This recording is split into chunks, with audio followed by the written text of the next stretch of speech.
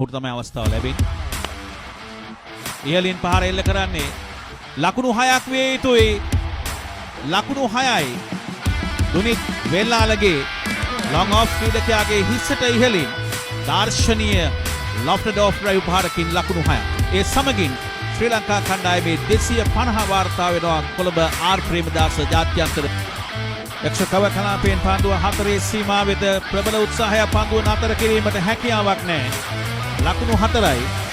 දුනිත් වෙල්ලාලගේ තමාගෙන් යුතු යුතුයකම වගකීම ඉතාමත් හොඳින් ඉටු කරනවා කොළඹ ආර් ප්‍රේමදාස ජාත්‍යන්තර ක්‍රීඩා පිටිය අලංකාර ලකුණු 4ක්.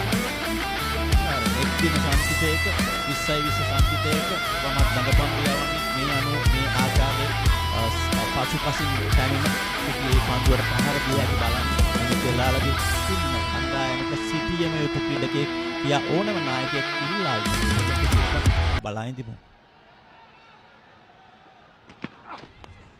ආලංකාරයි බලා ඉන්න තිබෙන්නේ Tired of trackers, blocks and restrictions? Enjoy freedom and privacy with VPN Wave. ක්‍රීඩකයා දුනිත් වෙල්ලාලගේ හිටපු ශ්‍රී ලංකා 19න් පහළ නායකයා මැනවින් ක්‍රියාත්මක වෙනවා. ඉතාමත්ම දක්ෂ ප්‍රතිකරණයක්, අනර්ග ප්‍රතිකරණයක්. විශේෂී පන්දු යවන්නේ කොවට බලන්න ඔහුට එල්ල කරන පහර ඔහු පාද චලනය වෙනස් කරනවා. පන්දු යවන්නාගේ මතය වෙනස් කරනවා. නැත්නම් පතිතය වෙනස් කරනවා ඔහුගේ හැසිරීම තුළින්. ඒ අනුව තමයි ඔහු ලකුණු 4 ලබා ගන්නේ. මුහුකුරාගිය ක්‍රීඩකෙක් ලෙස ක්‍රීඩා කරන්නේ. ඉහලින් පහර එල්ල කරන්නේ අපි බලමු පන්දුව ගුවනේ වරක් පතිත වී පන්දුව 4 සීමා වෙත කුසල් මෙන්ඩිස් ශතකය පස්සේ කළා. මේ යවුන් ක්‍රීඩකයාගේ පිතිකරණය නරඹනවා. පන්දු යවන අන්තයේ සිට අනර්ග පිතිකරණයක්, විශිෂ්ට පිතිකරණයක්.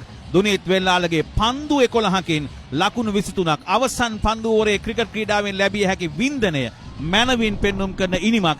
ඉතාමත් හොඳ පාරක්. ඉතාමත් හොඳ පුල් පහරක්. ඔවර්ටන් කේන්තියෙන් වේගයෙන් පන්දු යවන්නේ නමුත් ඉතාමත් සුවිශේෂී පහරකින් වෙල්ලාලගේ ලකුණු 4ක් ලබා ගන්න. නායකයෙක්ගෙන් අහනවා මං යොමු කළ යුතු පන්දුව කුමක්ද? දැන් නායකයාගේ උපදෙස් ලැබෙනවා. මේ ක්‍රීඩකයාට යවුන් ක්‍රීඩකයා ඉදිරියේ ඔවර්ටන් දැඩි අසීරුතාවයක මේ ඉනිමේ අවසන් පන්දුව. ඔවර්ටන් ලකුණු 64ක් ඔහුගෙන් ලබාගෙන තිබෙනවා පන්දු වර 8යි පන්දු 5ක් තුල. ඉනිමේ අවසන් පන්දුව.